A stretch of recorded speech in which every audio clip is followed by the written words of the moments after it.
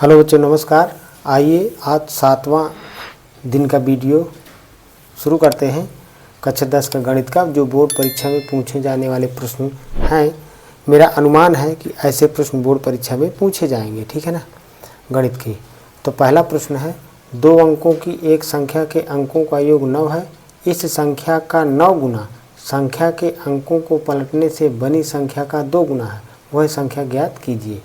तो प्रश्न मैंने थोड़ा सा यहाँ पे हल किया है, तो देखते हैं। माना संख्या के इकाई का अंक x तथा दहाई का अंक y है, ऐसा हमने मान लिया। तो चूंकि इकाई का अंक x है तो उसको x को इकाई की जगह लिखेंगे, और दहाई का अंक y है तो दहाई का अंक जो भी हो उसमें 10 का गुणा कर देते हैं। तो हमने दहाई का अंक y माना है तो y में 10 का गुणा किया, इकाई के अंक को जोड़ दिया, तो वो संख्या हमें ये मिल जाएगी 10y धन x। अब प्रथम शर्तानुसार कह रहा अंकों का योगफल, तो अंक क्या है x और y, तो उनका योग कितना है 9 है। ये पहला समीकरण बन गया। इसके बाद द्वितीय शर्तानुसार कह रहा जो संख्या हमारी उस संख्या का 9 गुना, तो इस संख्या में हमने 9 का गुणा कर दिया, गुणा का मतलब गुणा, और फिर इस संख्या के अंकों को पलट दें।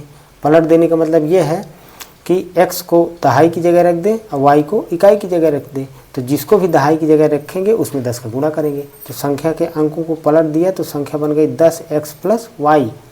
तो जो संख्या के अंकों को पलटने से संख्या बन रही उसका 2 गुना पहली संख्या के 9 गुने के बराबर है, द्वितीय शर्तानुसार प्रश्न में कह रहा है, ठीक है ना। अब हम 9 का अंदर गुणा करेंगे तो 10 न्याय 90y और प्लस का 9x बराबर 2 का अंदर गुणा करेंगे तो 10 दूनी 20x प्लस 2y। तो 9x ये 20x इधर लाएंगे तो माइनस का हो जाएगा। इसके बाद 90y लिख देंगे, 2y को बाईं तरफ लाएंगे तो ऋण का हो जाएगा। 9x में से 20x घटाएंगे तो माइनस का 11x, और 90 में से 2 घटाएंगे तो 88y। ये हमारा समीकरण 2 हो गया। अब हम ये देख रहे हैं कि समीकरण 1 के x का गुणांक 1 है और y का गुणांक भी 1 है। यहाँ पर x का गुणांक -11 है, यहाँ पर y गुणांक 88 है। तो यहाँ x प्लस का है, यहाँ माइनस का है। तो हम समीकरण 1 में अगर 11 का गुणा कर दें तो यहाँ 11x प्लस का हो जाएगा, या 11x माइनस का हो जाएगा। अब विलोपन विधि से हम जोड़ देंगे तो ये कट जाएगा। तो हमने लिख दिया यहाँ पर भाषा समीकरण 1 में 11 का गुणा करके समीकरण 2 में जोड़ने पर। तो 11 गुणा करेंगे तो 11x प्लस 11y बराबर 11 नहीं है 99। ये समीकरण 1 बन गया। और समीकरण 2 इसके नीचे लिख के जोड़ने पर यहाँ पे लिख सकते हैं, जोड़ने पर, ठीक है ना। तो जब जोड़ेंगे तो ये प्लस माइनस का गुणांक सहित बराबर है, तो 11x माइनस 11x से घट जाएगा, अर्थात कट जाएगा, कैंसिल हो जाएगा। और यहाँ पर 88y में से 11y जोड़ देंगे तो 99y बराबर 99 में 0 जोड़ेंगे तो 99। तो y बराबर 99 बटे 99। तो 99 से 99 काटेंगे कितना आएगा 1। इस प्रकार y का मान कितना आ गया 1। अपने साथियों को शेयर कर दें तथा चैनल को सब्सक्राइब कर लें, ठीक है ना। अब देखिए y का मान कितना आया है 1। तो y का मान समीकरण 1 में रखने पर, तो समीकरण 1 में y का मान रख देते हैं, या तो समीकरण 2 में भी रख सकते हो। समीकरण 1 हमारा कितना है x प्लस वाई बराबर 9। तो x प्लस वाई का मान 1 आया है बराबर 9। तो x बराबर 1 दाहिनी तरफ ले जाइए तो 9 में से 1 घट जाएगा तो कितना 8। इस प्रकार से x का मान कितना आ गया 8।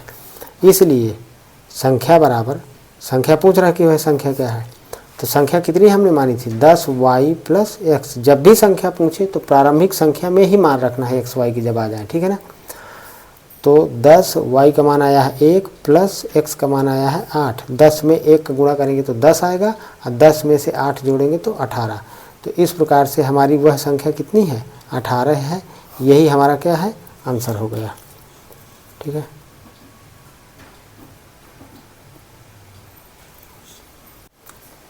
अगला दूसरा प्रश्न है, एक सीधा राजमार्ग एक मीनार के पाद मतलब मीनार का पैर निचला भाग तक जाता है। मीनार के शिखर पर खड़ा एक आदमी एक कार को 30 अंश के अवनमन कोण पर देखता है, जो कि मीनार के पाद की ओर एक समान चाल से जाती है। 6 सेकंड बाद कार का अवनमन कोण 60 अंश हो गया। इस बिंदु से मीनार के पाद तक पहुंचने में कार द्वारा लिया गया समय ज्ञात कीजिए। तो प्रश्न हमारा यहीं तक दिया रहेगा, इतना मैंने पहले से लिख लिया है, ठीक है ना, चित्र बना लिया है। तो मान लेते हैं कि माना बिंदु ए पर पहले कार थी और सी डी हमारा क्या है, सी डी हमारी मीनार है, ये मान लिया। और उस मीनार की ऊंचाई माना क्या है h मीटर। फिर कार जो है यह बिंदु C मीनार का पाद है और बिंदु D मीनार का शिखर है। इस शिखर पर एक आदमी खड़ा हुआ है ऊपर मीनार और यहाँ से खड़ा होकर देखता है इस बिंदु को, तो इस रेखा को हम AC रेखा के समानांतर खींच देते हैं जब अवनमन कोण की बात करता है। तो ये कोण 30 अंश है, इसलिए ये भी कितना हो जाएगा 30, क्योंकि ये रेखा AC समांतर है और उसको तिर्यक रेखा AD काटती है। तो जब दो रेखाओं को एक तिर्यक रेखा काटती है तो उसके जो है जिसे ये रेखा इसके समांतर है, इसको एक तिर्यक रेखा काटे तो ये कोण एकांतर कोण होंगे और ये दोनों एकांतर कोण हमेशा क्या होते हैं, बराबर हो गए। तो यहाँ का अवनमन कोण 30 अंश है बिंदु A का, तो यहाँ भी 30 हो जाएगा, ये हमने 30 लिया।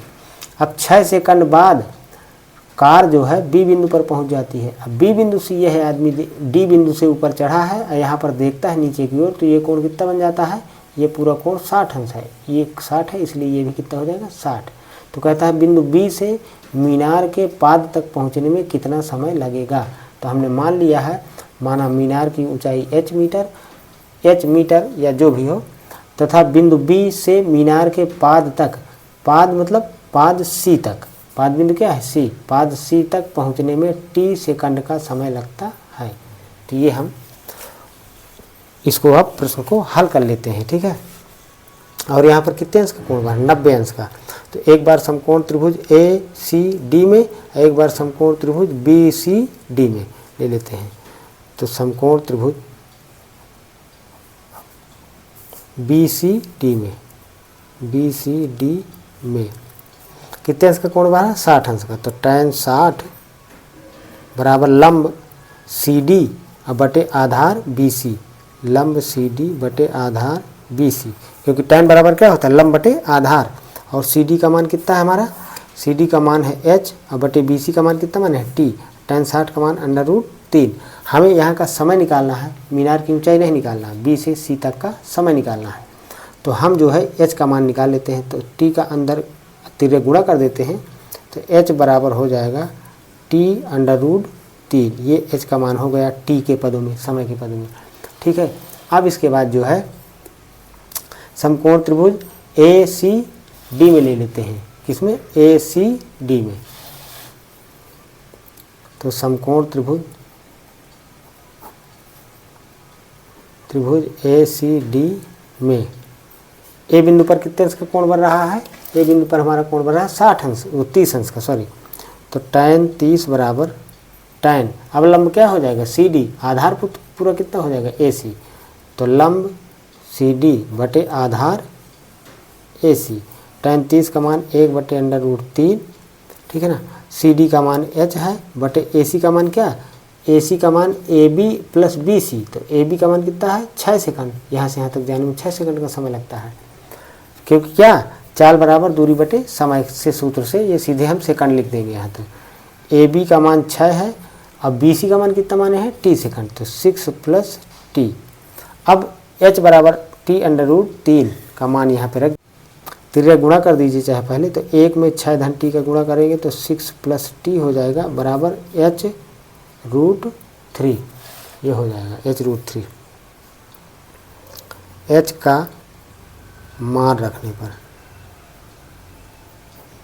तो h का मान रख दे तो 6 + t इक्वल, h का मान कितना आया था हमारा t√3 गुणे √3 है ही है, तो √3 का √3 में गुणा करेंगे तो √9 और 9 का वर्गमूल कितना 3, तो ये हो जाएगा 3t।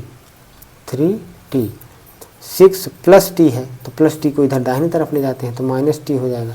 3t में 1t घटाएंगे तो कितना हो जाएगा, 3t में 1t घटाएंगे तो हमारा हो जाएगा 2t बराबर ये कितना 6। तो t बराबर 6/2, 2 से काट दीजिए, 2 × 6, तो t बराबर 3 सेकंड।